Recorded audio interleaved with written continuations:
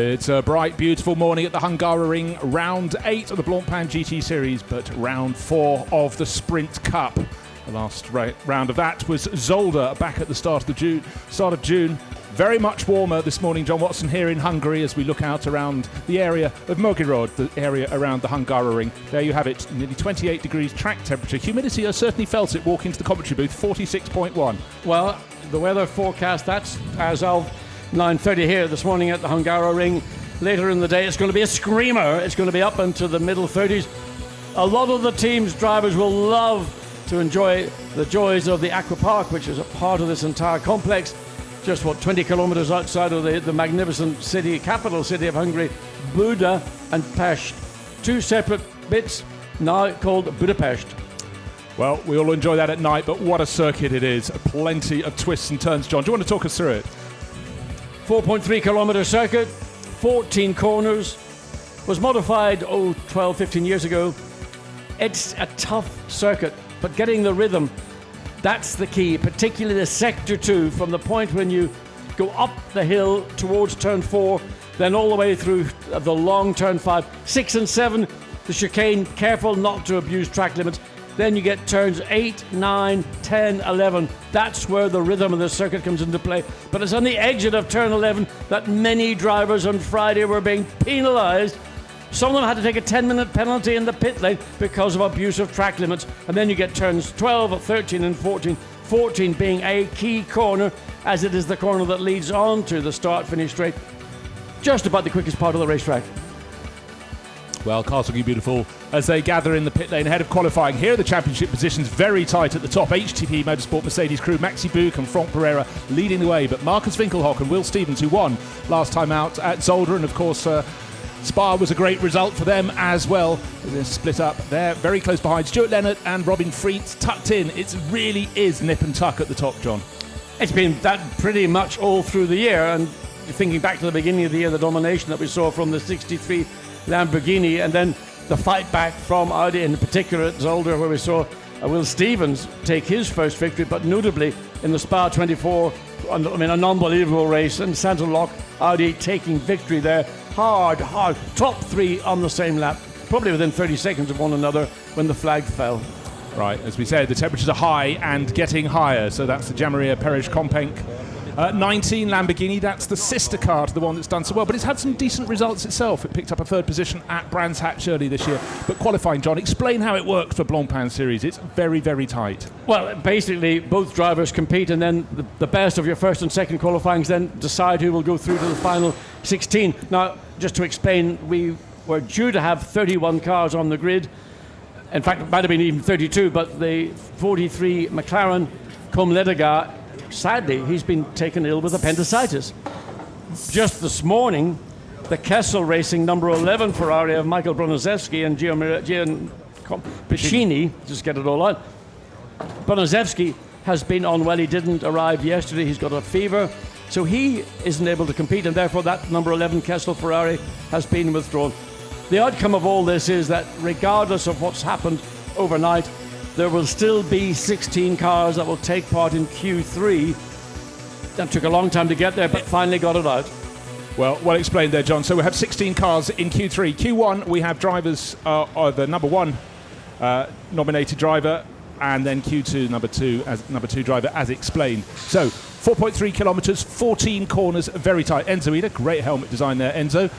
Went very well with Christopher Mies yesterday, 2nd fastest in free practice. Certainly looked very good indeed for the Audis. Yeah, I mean, both Audis, in fact, Marcel Fassler and Dries van Thor in the WRT sister car, fastest overall, best laps. I'm just going to see what, in fact, it was Van Thor and Mies. So best lap, 142.9 approximately for both the number 1 and the number 5 WRT Audis. But one of the surprises, John, was right behind Daniel Kajlvits, all covered by less than a tenth of a second, the top 3, in the Pro-Am Ferrari he shares with Alexander Matschel. Yes, indeed, and of course, Kajlvits has been outperforming that car pretty much all year. But it looks to me, from what we've seen, and there was a test here, I believe a couple of weeks ago now, wherein Audi WRT came, so they have been here, they've got first-hand knowledge, as will most of the lead teams, to get an insight into what the Hungaroring is going to serve up to them. Remember, this is an entirely different racetrack to that they were on just over a month ago when they were at Spa for the 24 hours. So much, much tighter. It's a much more technical circuit, a lot more reliance on the mechanical side of a race car rather than the overall aerodynamic performance. There are a couple of quick corners, turn 4, turn 11, and it was actually at turn 11 1 year ago to the day where Nicky Meyer-Melhoff got it all wrong on the edge of the turn 11, backed it into the barrier, and then did sort of almost an Olympic proportions, up and over and tumble, and even apparently the Russian judge gave them very high marks. Luckily the car, well, fortunately for Nicky Meyer-Melhoff, he was okay, but the car was hors de combat for the rest of the weekend. From ice skating terminology, it was a double axle, John, but worth explaining as we gloss over that dreadful pun. Turn 11, it's where you leave the far side of this valley. We can see from our commentary position right away the far side to the run between turn 5. Can't quite see turn 11, it's behind some of the buildings, but then the track drops away as it goes down into the valley before coming up again this side of the valley to complete its lap. So up and down, it has gradient change, not quite as steep as Spa, but certainly makes the cars look fantastic. Some brilliant camera angles, these fantastic GT3 races. Yeah, I mean, the area where the circuit begins to dip really is before you get to the end of the pit straight to look at Stephen Kane and the number 7 bed. Everybody just out cruising now. They were all out, of course, on Friday. They took practice sessions on Friday, so they're familiar with the racetrack. And really, why they're all going quite so slowly at this point, I'm not entirely sure. But anyway, to talk about the gradient, there you can see the dip. The camera tends to flatten it out, but it is, if you walk the racetrack, it is not a flat racetrack. And in fact, from turn 1, you go down to turn 2, 3, then all the way climbing up the hill, up to turn 4. And the apex of turn 4 is actually quite a difficult one to see. Yeah, blind as it can be on the way up, but absolutely critical. As John said, very few straights here at the Hungaroring, and if you can get turn 4 right, effectively you continue the straight from turn 3, but very quick. 74, we haven't seen so much of that. Great livery on that. The 74 car from ISR, Kevin Stipler and Frank Check on the sister car, Clement Schmidt and Philip Salicada, who went so well at Zolder and finished second. Yeah. So we're saying finally, the Kessel Racing Ferrari, Steve Earle and David Perel actually on it, and I wonder why everybody was going so slow. Maybe because they're aware that you want to get the maximum out of whatever the set of tyres that you have on your car right now. And of course, the usage of tyres, and Steve Earle or David Perel, we're waiting to see. Stephen Earle, it's the number 1 driver. So Stephen, slightly early entry into the downhill turn 2, but that just may be for no particular reason. But it's not a silly thing for Stephen Earle to get to the front because he needs clear track. He's an AM driver and really working hard over the curbs. Now we're looking at 17, which is the Christian Engelhardt Lamborghini 888, still going well for Kessel Racing. Stephen Earle, but now he's got one of the Audis right on his tail. That's going to obstruct, well, certainly the Audi, but Stephen Earle will stay. You can see Am on the nose, that Kessel Racing Ferrari. He's just enjoying the fact he's got clear track, but now he can hardly fail to notice the fact he's got company. He wanted a bit more of an advantage. He's probably better off to let the 17 Audi go through, and certainly the 17 driver, which is Stuart Leonard, would really fancy getting the clear track himself. No, I mean, it's frustration. That is one of the areas on the Hungaroring, even though it is 4.3 kilometers in length, is that it is effectively a short, straight, multiple corner, and the problem is from the exit, when you come out of the chicane, the turns of 6 and 7, then 8, 9, 10 and 11 are all follow my leader. You cannot afford to go offline because the outside of any of these corners will begin to get rubber coming from the tyres. It just rolls out to the outside of the corner, and it is effectively a single line racetrack. Certainly by the time we get into the sprint race this afternoon, everybody will be tippy-toeing around if they want to get offline.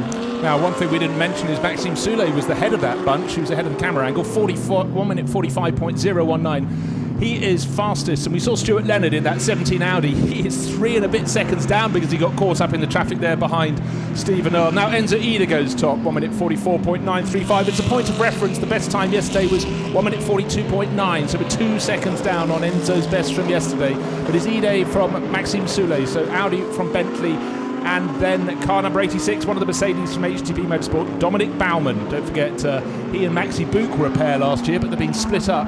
and Baumann, they're both trying to grapple their way to the top, and Maxi Boot showing with Franck Pereira is, as we saw when we saw the championship table, leading the way. So this is chance for Dominic Baumann to fight his way back. And out on track, John, again we can see those on flyers and those on their outlaps. You can see the blue nose Audi pulling out of the way for one of its sister cars. And there's the number one car, Enzo Ida at the wheel. We saw him in the pit lane showing some very fancy helmet designs. 0-1 flashing on the windscreen. He's top position. And also he is fastest overall in Sector 1, and this is his third lap. So a bunch of not there coming through turn 6 and 7. Drivers have been warned about excessive and aggressive use of the curb, and there were, I believe, on Friday, a number of warnings issued to individual drivers, to the teams principally, that they must not put a marker cone there to effect, that's the demarcation. If you go any more than that, in other words, if you hit the cone, then the lap that you're on, that will be a disallowed lap. Personal best in Sector 2, not fast overall. It's not enough though, because Jules Simkowiak has gone to the top in the number 85 car. Jules Simkowiak sharing HTB Motorsport with Fabian Schiller, a young driver we've been impressed with since the start of the season, but shouldn't overlook Jules. Don't forget he won all sorts of trophies at the end of last year in the awards as the best young driver, doing it again. But let's see what Enzo Ida can do. Can he go back to top? He's fallen to third place because fourth place before he gets to start-finish line. Will he go back to the top? He goes up one position to third, but he's 0.76 of a second down on that flying lap by Simkowiak, which is, John, is history. And Dominic Baumann has gone quickest now at 43.7. I mean, these times are gradually creeping towards what we saw in that F3 practice 2 session. Robin Friens looking pretty chirper, along with Dries van Thor, but a 42.9, so they are within 0.7 of a second approximately. There's the current fastest car, Dominic Baumann, personal best. He never actually had an overall fastest in any sector, but he still ended up being quickest provisionally. Simkowiak down to second. Franck Pereira, Mercedes. What's happened to the Audis? Don't worry, they're still in the races. Interesting though, John, just looking at in the pit lane, looking at Robin Friens, slightly wry expression on his face, but it should be because his teammate Stuart Leonard has fallen to 14th place overall and is at the moment 4.5 seconds, but he's come back into the pits. That's why he hasn't managed to improve. We saw him blocked by the Ferrari right at the start of the session. He clearly decided, get off the track, still 7 minutes remaining, go back out when it's calming down and when you can find yourself some track space. Not always a given at the Hungaroring. So leading the way, Dominic Baumann, the 86 Mercedes at the top of the tree, but looking at the Bentley, way down the order there on the second timing screen for Stephen Kane, the number 7 car. That's the car that's crucial because he's sharing it with Vincent Abril, the overall championship leader. Car to keep an eye on is the 67 Attempter Racing. Dare I mention the name Porsche, Kevin Estre and Klaus Balscher. That car is on a quick lap. We're waiting to see what it will achieve, and it completes that lap, but fastest overall in Sector 1 it was. So it's gone fourth. Well, gone fourth, that's an incredible thing. Now, we hadn't seen this car before this weekend. Entered by Attempto Racing. You can see their metallic blue underneath with the white and red flanks on it. Great to have Porsche coming out to play in the Sprint Cup. Absolutely. We saw them at Spa 24. Again, a single car entry. And a single car entry. It's not a factory entry, but it is everything but. You got Kevin Estre, who is one of the contracted drivers. This is Butcher in the car at the minute. So potentially, where is this car going to end up overall in qualifying? Because showing at the minute good pace. Well, I tell you what, we know that Kevin Estre is a Porsche Works driver. He's on their books to race here, there, and everywhere if possible. At the moment, the car's sitting down in 5th place, but Klaus Bachler, he drives 911s or 991s a lot of the time, all around the world, is a very, very promising young Austrian racer, so don't underestimate him. I think he semi-works. Sister car to that, the 66 Attempter Racing, not a Porsche, a Lamborghini. Christopher Zoxler, I can't even pronounce it, Zoxling, had been, well, the time's now disappeared off the timing and scoring, because it's been cancelled. So we've now got Marcus Winkelhock, quickest overall, 43.4. So I was getting quite excited about the time for the Attempter Racing, but that time has been cancelled. So forget what I was saying. Let's go back to the Porsche, see where it currently dropped down to 5th. Nothing particularly amazing on those first 2 sectors on this current lap there. You can see on screen 37.1 for the first, 39.5 for the second. So, yeah, and he's in the pit lane. You can see the body language of the car and the driver. Klaus Bachler bringing it in, but a good job. So 5th at the moment. 0.4 of a second off the ultimate pace. I think that's very respectable indeed. Let's see what Kevin Estre can do when he goes out. There is the 66 Attempto Lamborghini, but one car we're needing to point out is the 333 Rinaldi Racing Ferrari, and this is in the hands of Alexander Matchell. We know his teammate is going to hand over to Daniel Kvyat, was third quickest yesterday, but that's very promising for Matchell. 8th overall, the 66 Lamborghini had its best time taken away, coming around now to complete another lap with 2 greens on the screen. That's its fastest laps. Does it go up? It does. 4 places up to 7th place overall, under a second down on the ultimate pace, but Marcus Finkelhock, he waited and he slammed in that quick time, so it's Audi back to the top of the charts. 4 minutes remaining in Q1. We do it all over again in Q2. Then we're being now told 15 cars, not 16, go out for Q3. We will see, John. I think there's a divergence of information. So I was told by one of the marshals, one of the stewards, that it was 16. We're getting information that it's going to be 15. Well, the more the merrier, but let's find out. But at the moment, 1 minute 43.401 is the best time. And the number 2 Audi, there it is, down to that first corner. Haven't seen so much of McLaren this weekend. 3 cars, because as explained, Combe Ledegar has appendicitis, so best of hopes for his recovery. Also, we ought to mention John Adrian Amstutz is recovering from burns suffered at Spa. And we have lost car 11 this morning, so Michael Broniszewski has not recovered in time to come racing, and certainly if you're not feeling well, going around the twists and turns of the Hungaroring. Let's look at the 333 Ferrari. But John, they're in the place. mix. They're 6th and 7th. That's good for McLaren so far this season. So Rob Bell went into 6th, and then Ben Barnicoat did another quick lap, just eased ahead of him. But the 333 Ferrari, Alexander Matchell, well, he was 8th the blink of an eye ago. It shows how it changed in qualifying. He'll be handing over the gorgeous-looking green, white and yellow Rinaldi Racing 488 to his teammate Daniel Kvyat, who is, no disgrace in mentioning it, the faster of the duo. But busy in the pit lane. There's number 2. That was the leading car, Marcus Finkelhock. No more flying laps from him. 1 minute 35 left on the clock. Can anyone go better? But even on that in lap, he set the fastest middle sector of all. So looking very good for Winky. Yeah, a good effort in these conditions. Again, that will not be on what I would describe as a brand new set of tyres. It'll be a set of tyres that will have done a number of laps. As we look at the 58 McLaren, Ben Barnicoat, Alvaro Parent, Ben Barnicoat behind the wheel. So that's going well. 6th fastest, but the Stephen Kane Vincent Abril car, fastest lap 2 minutes 50. It's in the pits. We saw it limp round, did 3 laps. Don't know what the problem is. Another car clearly with problems is car 74, which is the Frank Stickler Kevin Chekon Audi. That was the car we saw right at the start of the session, going around slowly at the front of the field. It's done 4 laps. It's been out, it's been in, but way down the bottom. So let's quickly see as we've got 47 seconds on the clock remaining. Ben Barnicoat has bailed out, so he's happy with that situation. 7th place now. The 59 has managed to leapfrog, so the sister car, Rob Bell and Andrew Watson.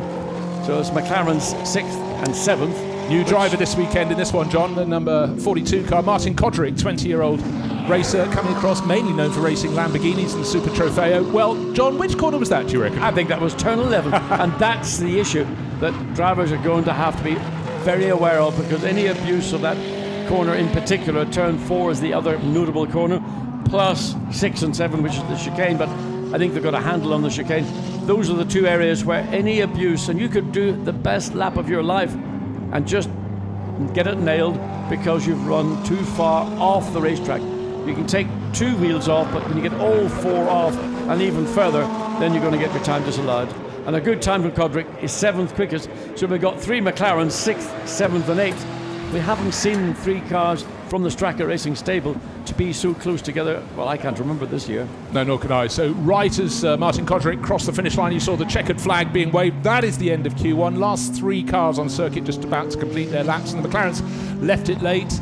And Rob Bell, his last lap, 1 minute 43.950, 0.549 of a second, just over half a second down on the ultimate pace. So the form for McLaren's was to hang back, wait for space, and go out at the end, and 3 of them in the top 10. But just to refresh your memories, car number 2 is the fastest car. Marcus Finkelhock left the screen set time. Will Stevens, the shorter figure on the right, helmeted up, ready for Q2. They're on a bit of a roll. And I'm just talking to Marcus this morning and said, fantastic drive in Spa, outstanding, effort. I mean, it looked like it was a massive. He said, John, I watched the broadcast, and I think you and the TV crew did an even better job, because I watched most of the race, the telecast, the recording or whatever he had done. But you guys were, and I don't like to throw, whatever, but it's nice a driver actually recognises what we're doing in the commentary booth for the best part of 24 hours. Well, that's one reason why I'd have Marcus in my team anytime. He's a nice guy. Look at him, he's a quick guy. Fastest of all by just under 0.3 of a second from Dominic Baumann in HTP Motorsport Mercedes. Jules Simkowiak, Fabian Schiller, another Mercedes in third. Franck Pereira and Maxi Buch in another Mercedes in fourth. Then comes Klaus Bechler. But one car we didn't see very much of was Stephen Kane. Just heard word in my ear that Bentley don't think there's anything particularly wrong with the number 7 car, but let's see what it can do when it's handed over to Vincent Abril in the next session, which is coming up very shortly indeed as we run down the times. But worth pointing out, the Silver Cup runner that's top is Jules Simkowiak in third. The Pro-Am runner that's top is 12th overall, Alexander Matschel.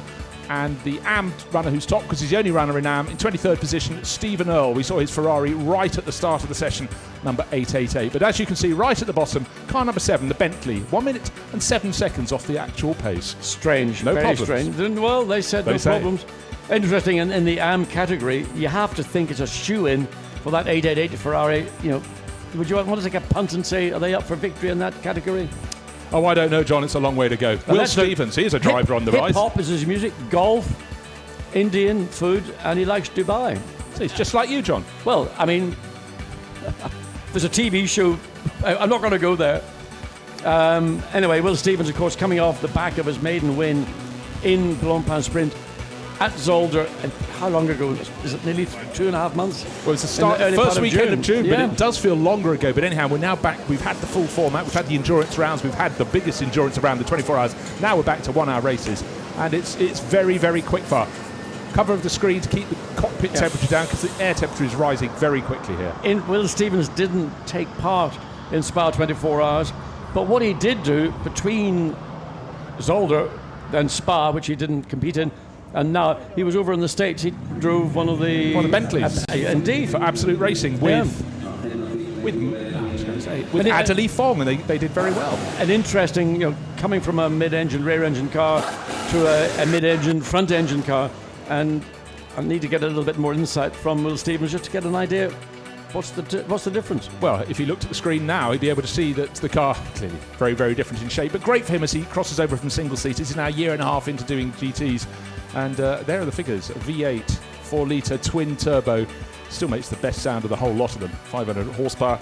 But well, we have to see what speed it can do. The 8 car was so-so in the timing sheets, but the number 7 car, the one in which Vincent Abril is the overall championship leader, only 30th. Yeah, Maxime Soulet ended up 16th in Q1. He also is feeling slightly under the weather. Only one BMW here this weekend as well. Yeah, the other car, the 99, was heavily damaged, I think, in a VLM event in Germany. At the Nürburgring. So they ran out of time, and instead of having Marcus Paltel and Jesse Krohn, Jesse is racing over in the States this weekend, and Philipp Eng has transferred from the 99 car that was crashed. So a new pairing. See how he gets on in that this weekend. Though they stand in the same pit garage, Marcus Palter and Philipp Eng will get to know each other better by having to share a car this weekend. And I still think one of the best looking cars out there. I love the livery and just the way it's put together. But the speed for the BMWs tended to be last year when they made such a splash and they won that phenomenal victory in the Spa 24 hours. But this season it hasn't really gelled, has it, John? I mean, it's so competitive. Blancpain Sprint and Endurance, you're getting 20 cars covered by under a second. So it is so much about your grid position. And if you're doing a sprint race, so you've got half hour or less before your pit stop, and then you make the pit stop, and again, races are being won and lost in the pit stops. So it's, for me, if you can't get your car onto the front 3 rows of the grid in the sprint race, it's going to be really, really difficult to try, or in a sprint a weekend, not just a sprint race, to try and make progress because you just physically haven't got the time to make your way through the field. It's worth pointing out, I'm doing them down somewhat because, of course, Brands Hatch was a good weekend because Paltler and Krohn picked up a 2nd and a 4th, but since then they haven't been quite on that pace. Maybe it'll come back to them at the twists and turns of the Hungary ring. So looking down the pit straight and just trying to get the camera angle sort of gives it almost indicates that it actually drops away marginally.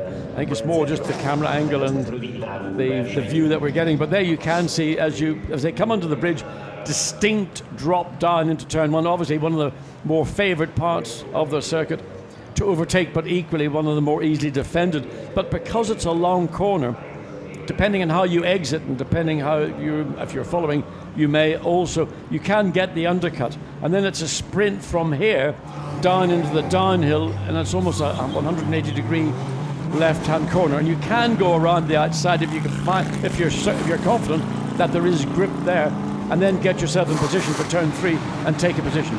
Well, there were two drivers who took a position when things went slightly wrong on the exit of turn 1 and it got together at turn 2.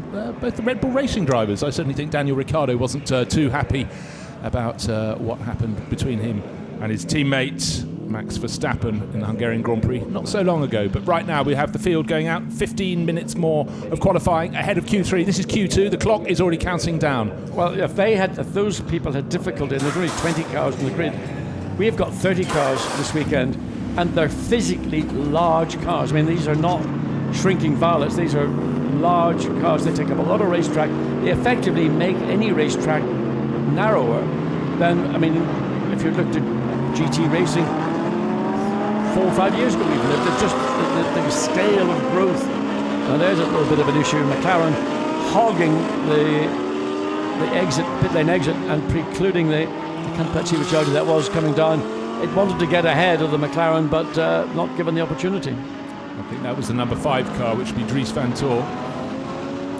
Quite hard unless you get the Audi's front on to see which colour flash they have up the bonnet, but I think it was the red flash. But as you can see, they're almost 3 abreast as they go down. That is turn 4, seen from the opposite side, seen from the far side of the circuit, from literally looking down from the aqua park. Now turn 5, and then it's along the top section where it's level pretty much on the far side of the valley. We can see them, that little cluster we can see from our commentary box, then they disappear behind some buildings, but certainly some great places you can sit around the circuit at the Hungary and see a lot of the track. And you're getting these head-on shots of all the cars. I mean, you can just see how restricted, how limited a driver is.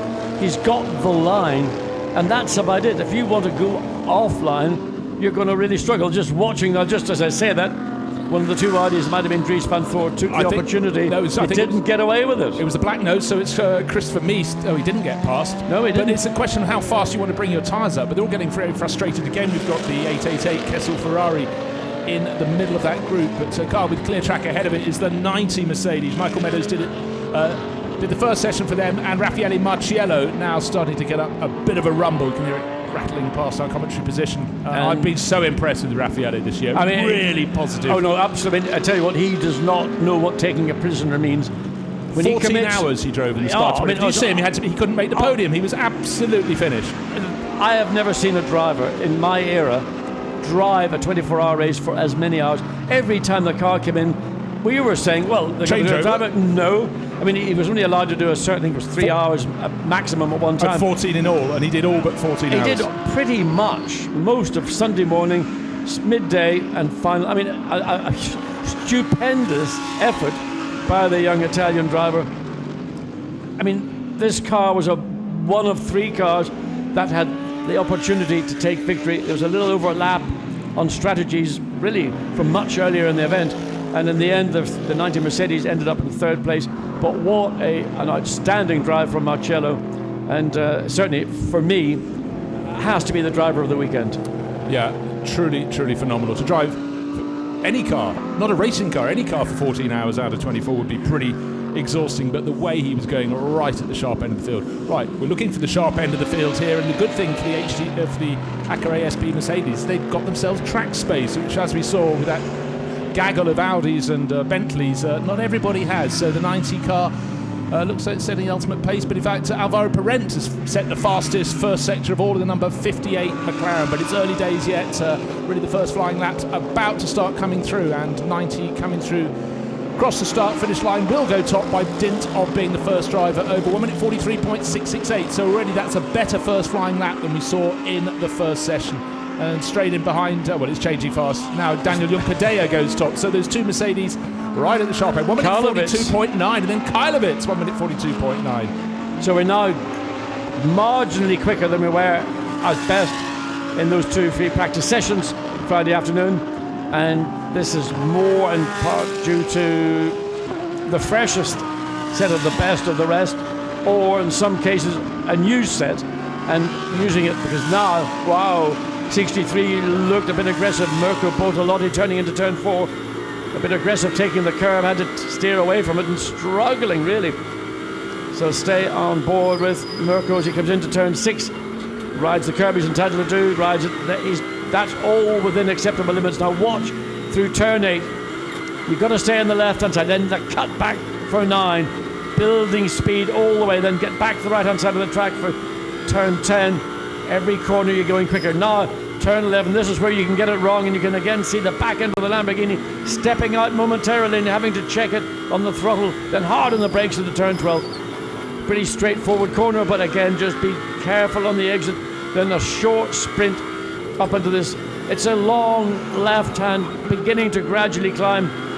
Parabolic corner, just keep the car, then finally back to the left, then make your cut. A variety of different lines. Some like to hug it. Here, Lotti's taking the more traditional late apex to get a car as straight as possible. Comes across the start finish line, goes second, quickest on a 42.919, 1,000th of a second slower than the time for Robin Freehand, who we haven't yet seen in the 17 ID. Yeah, when this is car about to complete its lap, should be going back top again. Top 4 covered by 4 1,000s, but look, the 333 Ferrari goes top again. 1 minute 42.768, the fastest lap of the weekend. Not bad for a Pro-Am runner, but certainly down. Oh, well, Alexander Matchell's going, that's my boy.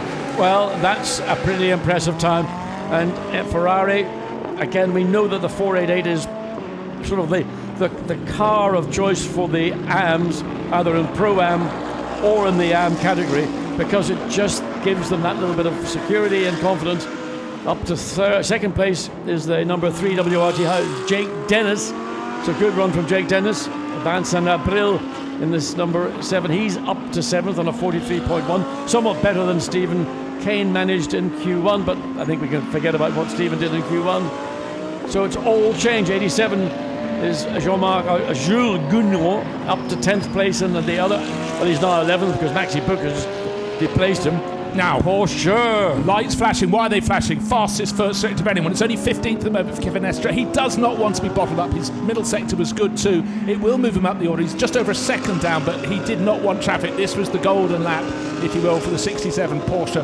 Really trying to make a splash here, as they did in the Enduro, the Spa 24 Hours. But Attempto Racing having a shot. Where does Kevin Estre go?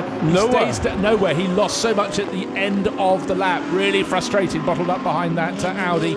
But notoriously at the Hungaroring, it's making space in which to go out and play that really, really counts. Number 5 is now top. Dries Van Tor is just stuck at 1 minute 42.768. Jake and that immediately gets, well, he went onto the screen and off the screen. He's dropped down position there. The screen's had a glitch there. Of course, that's 42.768 was Daniel Karbitz in the Ferrari. And we've got a problem that looks like a Lamborghini right rear tire to me. And is that the 63 19 or cars, the 19? Okay, so whether that's a consequence of riding curbs frequently, and the tyre you can see just about peeling itself off the right rear rim. That's unfortunate. Ezekiel Perez compact drops him out of the top 20, I'm afraid there.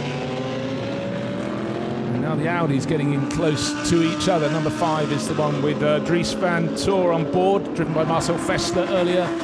Not at the sharp end quickest. Of the field. Yes, he is. 1 minute 42.763. Glad we watched that around the lap. And, again, no purples anywhere on that lap, but just green. So the Lamborghini's struggling is trying to get out of the way as best possible. And also, it's so important. There's the sister car, the 63, which is 5th at the moment. Engelhardt behind the wheel. 5th and improving, but also Robin Fries doesn't fancy Dries Van Tor taking all the Audi glory. We saw them talking together. He's 4th, and he set the fastest middle sector of anybody. The 63, will there be more improvements? Waiting for the second sector time to come. There's turn 11, stayed within the confines. We rode on board, and now Dries Van Tor goes top. 42.763, but the improvement is the number 8 Bentley with Andy Soucek. Great lap, 0.073 of a second slower. That puts Bortolotti back down into 6th place. Robin Fries fights back. We saw it was a quick lap, so it's Audi, from Bentley, from Ferrari at the moment. So where will the 63 Lamborghini? It's only personal best, but we've seen over previous laps, personal best can put you quickest overall. 63 Lamborghini goes second. 0.113 of a second down, the ultimate pace set by Robin Fries. 6 minutes remaining in this quick-fire Blancpain GT qualifying style.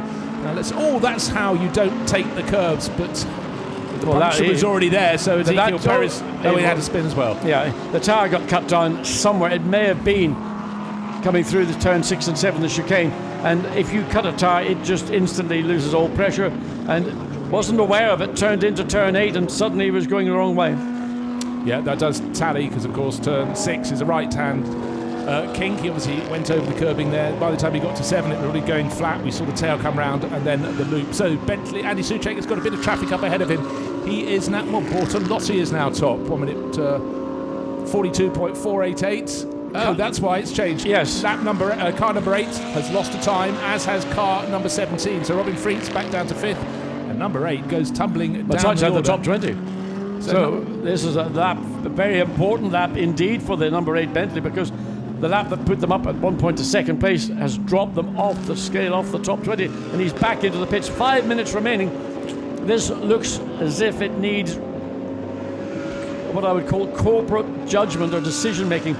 Are we going to throw another new set of tires? Bortolotti has just gone fastest overall. Christopher Mies has just gone second quickest overall, and Dries van Thor down into 3rd place, and also up into 5th place in number... Well, we're riding on board with him, John. Will Stevens. So Will Stevens. The order's been changing at the top, not just... Well, let's have a look riding on board. Will's tried a great job by his teammate Marcus Winkelhock in the first session. Now the young British driver is really starting to wind it up. Will he hip and hop over the curves, John? Well, he's coming into turn 4, so he doesn't want to be too aggressive. It'll throw the car out to the right.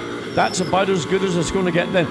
It's just getting the nose. It's always this initial understeer, the turn and understeer into turn 5 that you have to wait, you have to hold off the throttle, then up into turn 6, cleanly through there. Now, turn 6 was where we thought Perez Companc cut his tyre. Turn 7 came immediately afterwards, and round came the tail. So up into turn 9, the right-hander at turn 9, then cuts back to the right-hand side of the track to get through turn 10 again, trying not to use all of the available track width because it's through this final turn, and that's going to be acceptable. He had 2 wheels just about on the white line, then down into turn 12, and it's easy to overrun the corner, outbrake yourself into turn 12. Then 13, well, there's a variety of choices of line. How do you feel most comfortable? What's your car giving you in terms of security or information?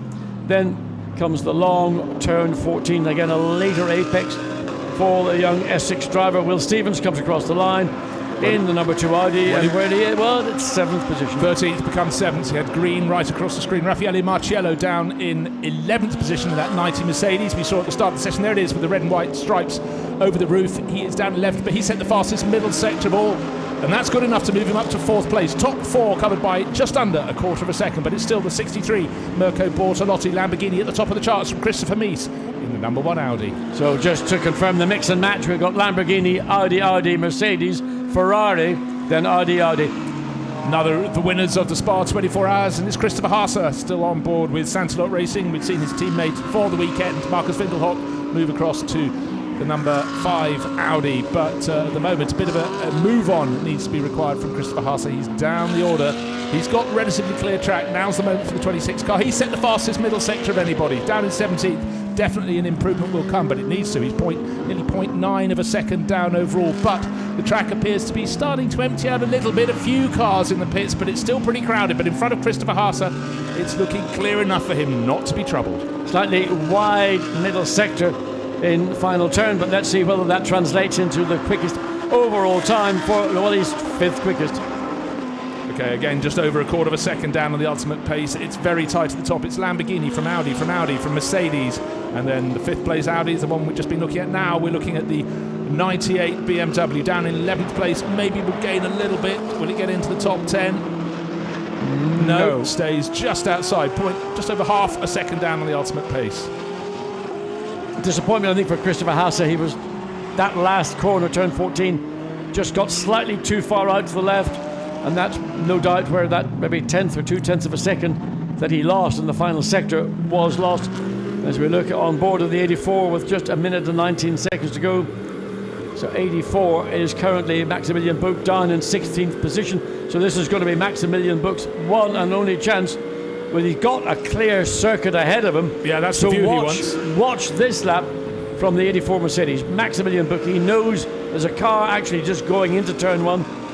Hopefully, for him, it'll not come into play.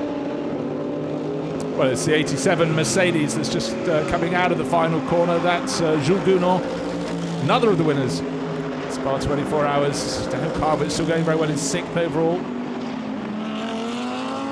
Now, Oh yes, you can see that's the Lamborghini that had the blowout. The right rear bodywork is tattered. So that's really not going to be helping for Argentinian racer Ezequiel Perez Companc at all. So the sister car, top of the charts, that's the 19 car, but the sister car, the 63, Mirko Bortolotti, still with the best time, 1 minute 42.488 seconds. Oh yes, front on view, you can see how badly that bodywork is flapping. That's not good. I mean, that's either going to break off or, well, the session is in effect over. But of course, he can still complete this lap. But seeing the bits of bodywork like that flapping around, and there we go. Okay, I'm keeping an eye on who's going fast. So fastest first sector of the lap. Down in 12th place is Vincent Abril. Slightly quicker than Maxi Boot, but Maxi's starting to wind it up. There's turn 11. We'll get his second sector time. It's bound to be green. Yes, it is. But he's down in 19th place. Don't forget the leader in the Sprint Cup, and they'll want to be far higher. But it's clear track, John. It's clear. But his mid-sector was just about a tenth of a second down on the best overall. And he makes it look so easy. I mean, just sits there, turns the wheel. There's no aggression in the driving style. Just gets the nose of the Mercedes, tucks it in now. Had to wait a little bit, maybe too long for his own likings, but comes out of turn 14. So where will the 84 Mercedes end up? It's going to end up in 5th. So bad 20th became 5th in the blink of an eye. How far off the pace point? 1.71 of a second. But really we want to look at the 7. Bentley, Vincent Abril flying in the first sector, but he really didn't do well in the second 2 sectors, second and third sectors, because he's only 11th. That's disappointing after that pink time on the screen in the first sector. Well, but also making a move on right now is Jimmy Eriksson, sharing with Dominic Baumann. He's down the order, but he's getting a real handful of speed, but he's mucked up his middle sector as well. Just to emphasise just how competitive this Q2 has been, top 20 cars covered by 3/4 of a second. 3/4 of a second, 20 cars. You know, I don't know what you do. How do you improve? Okay, well, I'm going to blow a trumpet for someone. David Perel in the AM car, 20th fastest. There he is. He's an AM. He's come up from South Africa. He said at Spa he was watching this on TV. That's not a penalty coming from South Africa. I wasn't saying that at all. He said he watched this racing years ago on TV and thought, I quite fancy doing the Spa 24 hours. Here he is, coming up to race in the Blancpain Series and loving it. So, Mirko Bortolotti took the fastest time, just waiting for the final few cars to come through. Haven't seen so much of the 85 car. Jules Simkowiak took that in the first session. Now it's Fabian Schiller. Good car to spot in the night, that, John. It really shines in that yellow and green livery. But it's Lamborghini 63 from Audi number 5 and Christopher Mies in the number 1 Audi that he shares with Enzo Ida. That was quick fire, and again the screens changed really quite a lot at the top because we had cars having their times taken away from them for where were they going off? Turn 11. Principally, they all know it's there. Just another little sort of point of interest. The current, let's put it this way, GT3 lap record, which is what these cars race under, is a 1:42.8. So currently we are 4/10 of a second under. But remember, in qualifying, the cars are running, well, probably certainly lighter than you would be in the race fuel-wise, and also the tire will be fresher. I would like to think that we're going to see a time in Q3 breaking that 1 minute 42, maybe a high 43. Well, here's the rundown. We said Mirko Bortolotti was fastest, 1 minute 42.488 seconds, and so close behind. Dries van Toor did a fantastic job to get to within 0.049 of a second behind. Christopher Mies suddenly brought the number 1 Audi up into 3rd place. Andy Soucek, right under our radar, had his best time confiscated and then set a better one to go up to 4th place. Maxi Boot right at the end, up to 5th. Always in the mix, Maxi. And Raffaele Marciello also near the end, John, moved his Mercedes up into 6th place overall. McLaren's not so strong in that session as they were in Q1. We'll have to do the maths and work out who goes out in Q3. But it's been really interesting. But traffic, such an issue at the Hungaroring. Yeah, I mean, it is 4.3 kilometres, 2.7 miles. It's not a short racetrack, but it is just the core layout. And part of the problem with the layout is from turn 8 through to turn 11, there is nowhere that you can find a way through. It is just follow my leader all the way through. There are other bits of the circuit where you can pass, I mean, principally into turn 1, and then up maybe if you're really brave into turn 4, but it's too quick an approach to do it cleanly. So restrictions on where you can actually make a clean overtake. So crowds really, they've been pouring in start of the day. unusually for us, we're sharing this weekend with the FIA European Truck Championship, and a lot of people like to see the trucks racing, so the crowds have been coming in early. Beautiful day here at the Hungaroring. Track conditions, the temperatures will be rising. I hope the humidity is starting to drop. It was really feeling quite sticky as we came in this morning, but looking down in the pit lane, what a fantastic sight. Yes, I mean, what you have in Hungary, as you have in Austria and other what I would call middle European nations, countries, is you get that sort of build-up of heat. There's no natural sort of ocean breezes. Yep, and we have now confirmation just coming onto our screen, so the crowd's still coming in. As you can see, it's just very easy to get out of here from Budapest, just straight off the motorway. 15 cars will go out for Q3. We were umming and ahhing, but it will be 15, and the circuit looks in fantastic condition, with the exception of the spin for Ezekiel Perez-Companc. Everyone stayed on the circuit, but Mirko Bortolotti began out to try and take pole. Let's hear from his teammate, Christian Engelhardt. Christian, so far so good for you? Yeah, it was a really good lap from Mirko in Q2. So, but now is when it counts in Q3. All the lap times are deleted, so I hope he can do the same again. We have a really good car, very well prepared testing last week. So I hope now is when it counts that he does a good job. Let's see what happens. Thank you. Well, I sort of understated confidence from Christian Engelhardt. As I said, many teams have been here in that sort of, you might say, summer break between the completion of Spa 24, and everybody certainly needed a break after a very, very tough 24 hours at Spa.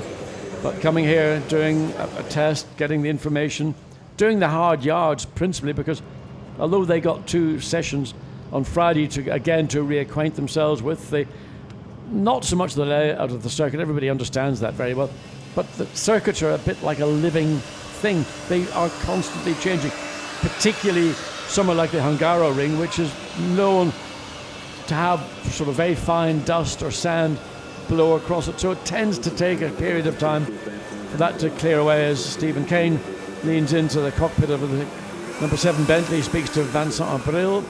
Little word of what are we going to do here, Vince? I don't like Vince. It's Vincent. Absolutely so. One driver I'd like to pick out is Carlo Van Dam. Has got into that top 15 shootout in the one of the Ferraris, the Kessel Racing TP12 car. He shares with Piti Bhirombhakti, the Thai racer. So Carlo, who's done so much racing in the Far East, actually circuits like this are probably quite strange for him. Yeah, I mean, it's, well, when you say Far East, you're talking about in the Blancpain Championship out there, or just in Asia, and generally. he based himself in Japan for a handful of years, and that's, I mean, there are some outstanding circuits. You know, not every great circuit is in Europe. Absolutely, there are lots of outstanding circuits all around the world. As we look into the cockpit, Jules Gounon just having a quiet moment thinking about it, and somebody who again has got an airline and blowing some air just to try and keep the body temperature down to a comfortable level. There is the 39 Ferrari in its magnificent Carlo Van Dam behind the wheel, but of course that is the colour of the sponsorship that comes from Thailand. Thailand, yes. You think back to yellows and blues of Siam, of Prince Bira on his ERAs, yellow and blue. I think our audience would not back know. in the 1950s, but when the cars all ran in national racing colours, John. Have I fished too far back? Bruce, if I talk about people of my generation, they look at you like you're somebody who, we don't get it, what are you talking about? Oh, I'm not sure that's the best food for a young racing driver. Music, the verb interest. Okay, but foie gras, don't you think they should be having salad or something? No. I think foie gras was a mistake. Well, I'm sure he works it off. Well, he certainly would at Spa when he went through, take that win. But just going back to Carlo Van Dam, German Formula 3 champion 10 years ago, but then he went and became the Japanese Formula 3 champion the following year. It's the courses these drivers take to maybe come to the same conclusion, but great that he's kept his career going so well. Sometimes it's needs must. Absolutely. Because the career path for every aspiring racing driver is through single-seaters.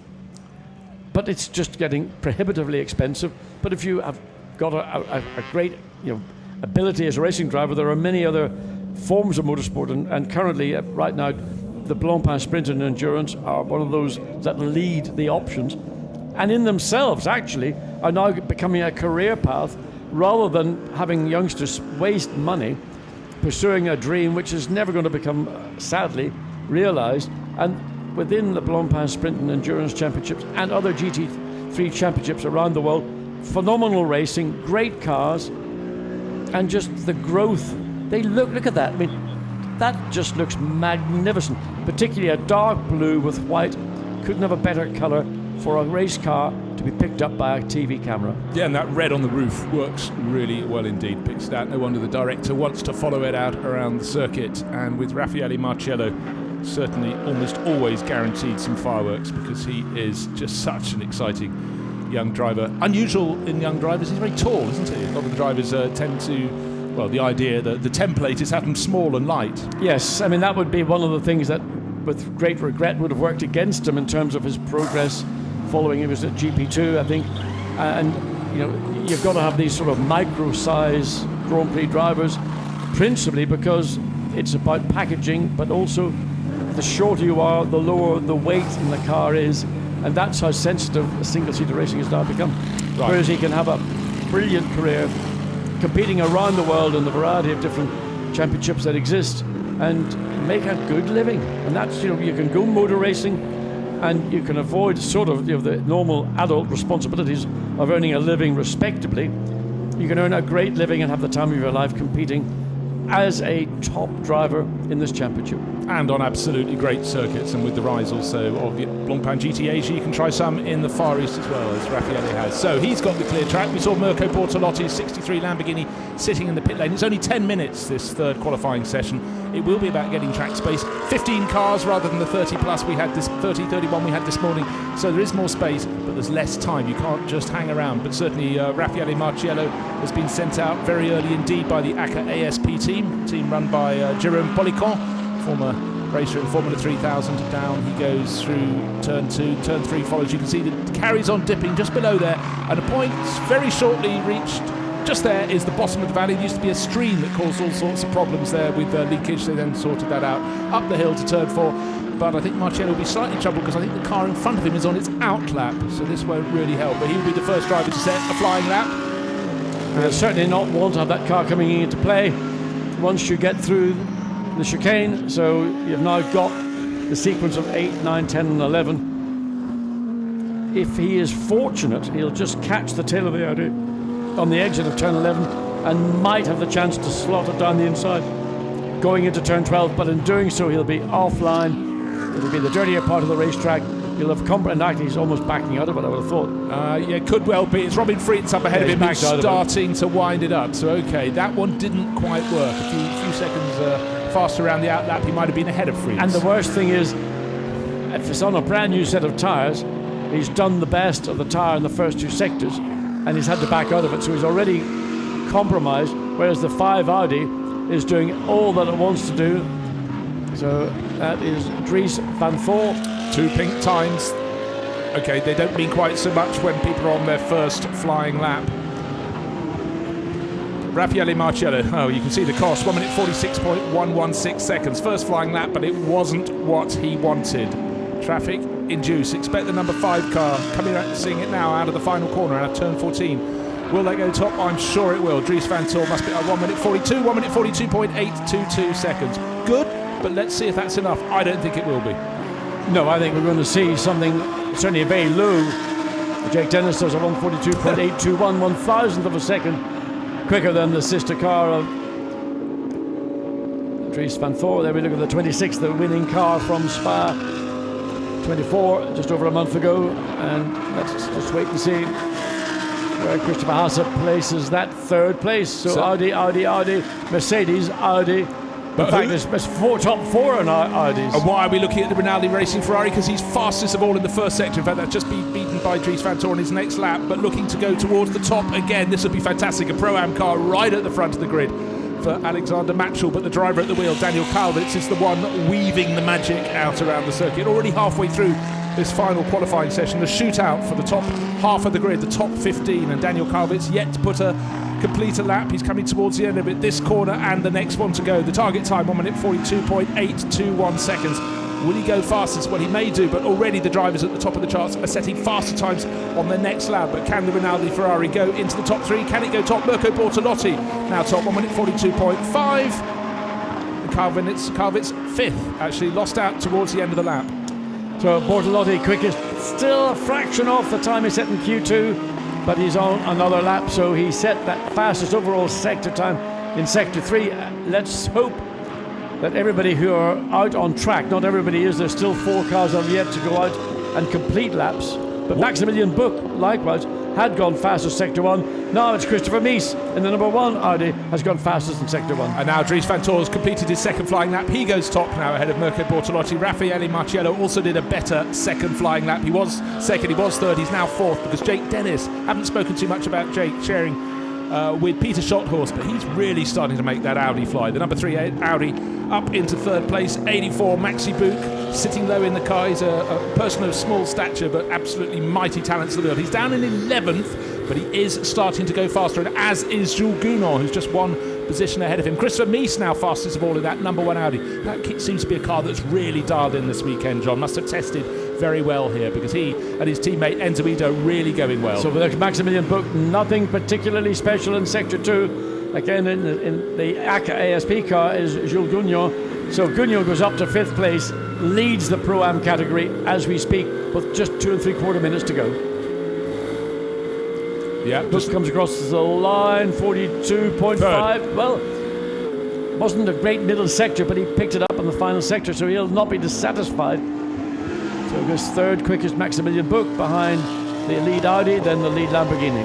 Well, 7 cars in the 1 minute 42 bracket, 8 cars. Daniel Kalvitz goes up into 8th place. Let's look at Jake Dennis, young British racer. He is 4th on the charts at the moment, is improving his time. He's just under 0.2 of a second down on the ultimate pace, but doesn't improve in the middle sector. That will be costly. It's so super tight.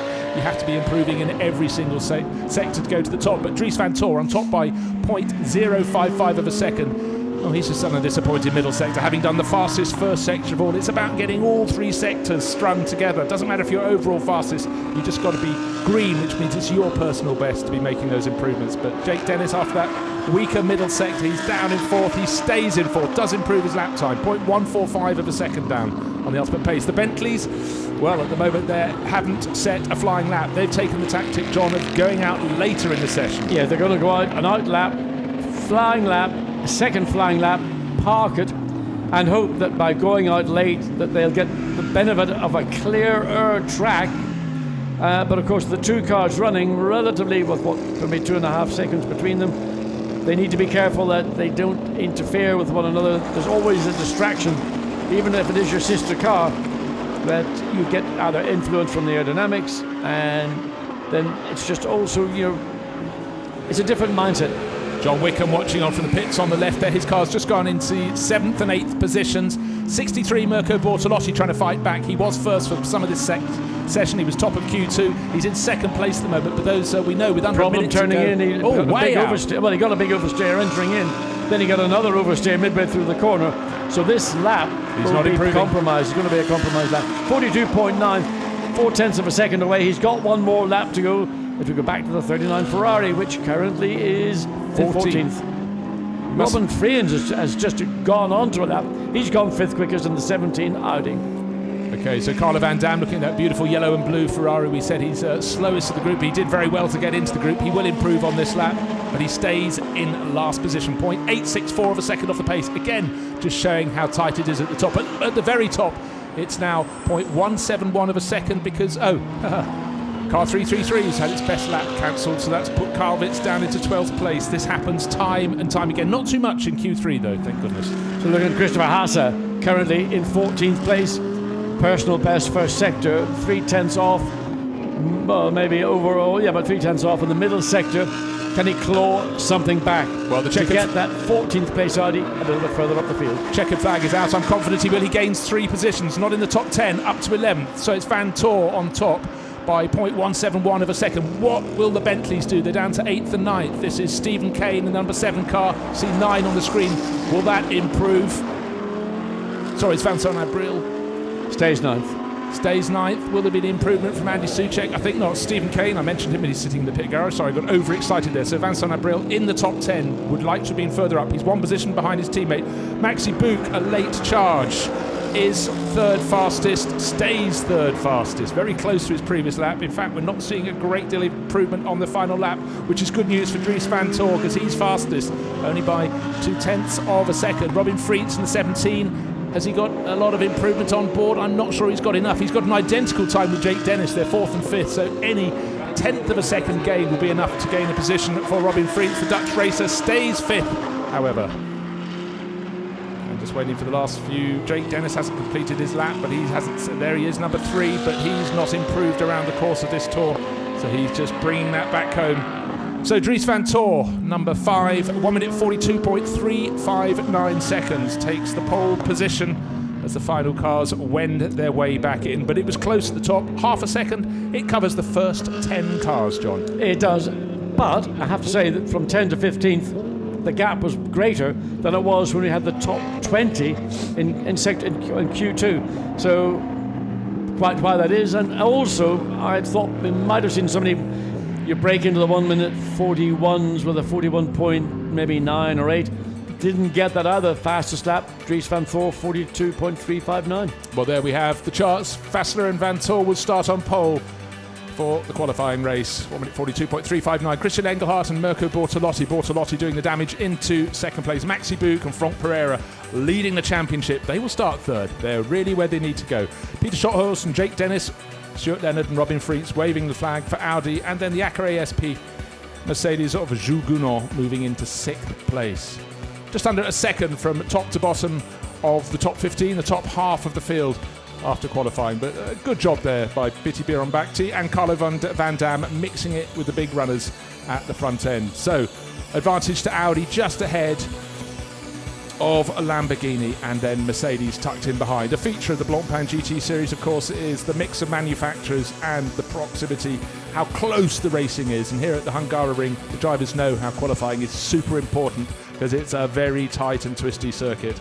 And working and overtaking manoeuvre isn't just a case of diving up the inside, it's planning it for many, many corners before and seizing the moment as it comes. I mean, I hate to say it, but for me, where this the sprint race later this afternoon will be won and lost will be there. We're looking into the pits. And because of everything we have said about the closeness of the grid, the nature of the racetrack, the compactness, and the ability to get through, it's probably going to be more of a pit lane overtake. Well, we know Dries van Tor took pole. Let's hear from his teammate, Marcel Fessler. Marcel, congratulations. Young Dries set that time for you to put your car in pole position for the qualifying race. Happy? Yeah, for sure, super happy. I think he did an awesome job the whole weekend already. And yeah, I think we deserve to stay on pole now. It's really great, and now we're looking forward for the race. So do I. Thank you.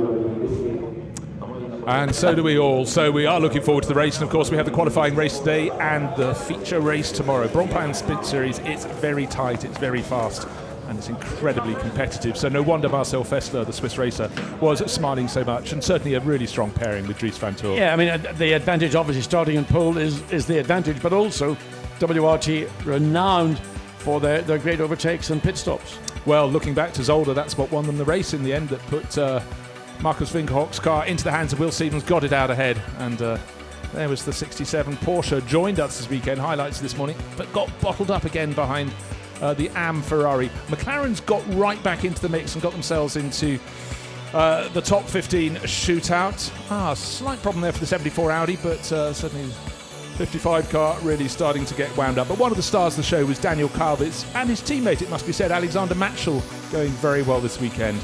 And the Acura ASP 90 Mercedes was right at the sharp end, with Raffaele Marciello doing a very strong job. And again, you can see having to get a fresh set of tyres on and changing your tactics, blasting back out in the pits. It's so tight. You've got to seize every advantage you can get, but cut the corners too much and your tyres will get cut, as Ezequiel Perez Companc found out to his cost. And later in the session, after that puncture was repaired, we had the bodywork flapping all over the place, so clearly it had been weakened by the flapping tyre carcass.